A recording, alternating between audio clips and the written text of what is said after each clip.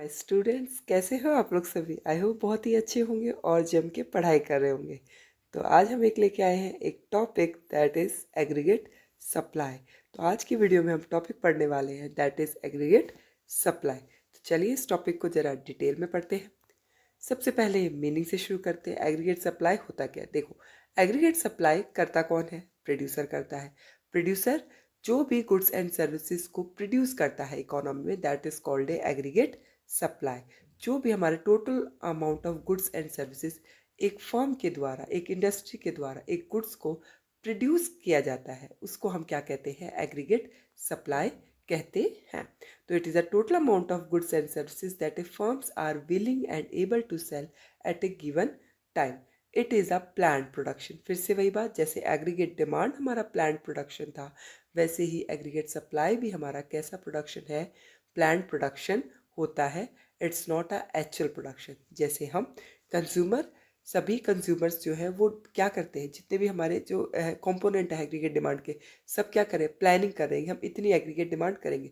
वैसे ही जो producer sector, aggregate supply के जो फैक्टर्स हैं, वो प्लानिंग करते हैं कि इतना गुड्स का प्रोडक्शन हम करेंगे। हम एक चीज़ और बोलते हैं कि जो हमारी एग्रीगेट सप्लाई है उसको हम नेशनल इनकम बोल सकते हैं। आप बोलोगे ऐसे कैसे बोल सकते हैं? देखो, क्या हम सप्लाई को आउटपुट बोल सकते हैं? बिल्कुल बोल सकते हैं कि कोई भी गुड्स की हम सप्लाई करते हैं वो आउटपुट हो सकता है। भाई, गुड्स का हमने क्या किया? सप्लाई की, इसका मतलब कुछ ना कुछ और गुड्स प्रोड्यूस की, उसको हम आउटपुट कह सकते हैं। ठीक है। और जो आउटपुट होता है वो किन पार्ट्स में डिस्ट्रीब्यूट होता है? रेंट में, वेजेस में, इंटरेस्ट में, प्रॉफिट में। या तो हम रेंट में डिस्ट्रीब्यूट करते हैं, वेजेस में करते हैं, इंटरेस्ट में, या प्रॉफिट में डिस्ट्रीब्यूट करते हैं। और इसी रेंट, वेजेस प्लस इंटरेस्ट और प्रॉफिट को जब हम ऐड करते हैं तो हमें क्या मिलती है? Factor income. और फैक्टर इनकम किसके बराबर हो गई? नेशनल इनकम के बराबर हो गई। क्लियर है आपको?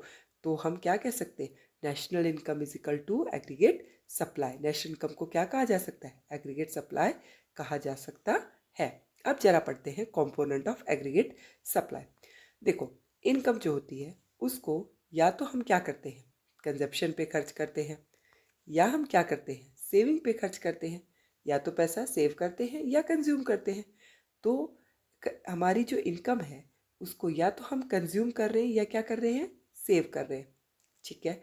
और थोड़ी देर पहले ही मैंने आपको समझाया कि जो हमारी एग्रीगेट सप्लाई है वो किसके बराबर होती है? इनकम के बराबर होती है।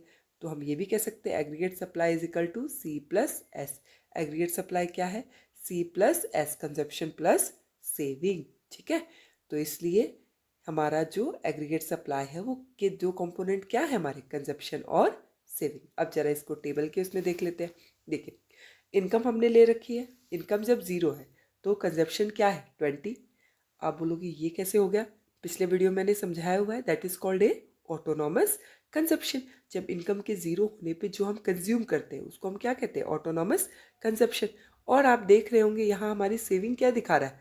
-20। क्यों? क्योंकि ये कंजप्शन या तो हमने अपनी सेविंग को खर्च किया है या कहीं से बोरोइंग करी, कुछ ना कुछ तो ऐसा किया ही है। तो इसके थ्रू हमने पैसा खर्च किया। तो इनकम का एक पार्ट कंजप्शन पे जाता है तो दूसरा पार्ट किस पे जाता है? हमारी सेविंग पे। दूसरा रिलेशन, जैसा हमने पिछले वीडियो में भी समझा था कि इनकम और कंजप्शन में कैसा रिलेशन होता है? Positive relation. जैसे जैसे इनकम बढ़ती है वैसे वैसे हमारी कंजप्शन भी बढ़ता है। लेकिन एक चीज़ ध्यान रखना, जितने रेट पे एक टाइम पर जितने रेट पे हमारी इनकम बढ़ती है उतने रेट पे हमारा कंजप्शन नहीं बढ़ता है, क्योंकि हम कुछ पार्ट सेव भी करना शुरू कर देते हैं। और जब हम कंजप्शन को सेविंग के साथ प्लस करते हैं तो हमें क्या मिलता है? हमारा एग्रीगेट सप्लाई मिलता है। क्या मिलता है हमें? हमारा एग्रीगेट सप्लाई मिलता है। दैट इज, जैसे हम इन दोनों को प्लस करेंगे, consumption plus saving, 20 - 20 that is 0, 30 - 10 20। तो ये हमारा क्या हो गया? एग्रीगेट सप्लाई हो गया। Okay. Saving, aggregate supply is equal to क्या होता है? Consumption and saving. I hope आपको समझ में आया होगा। Thank you so much.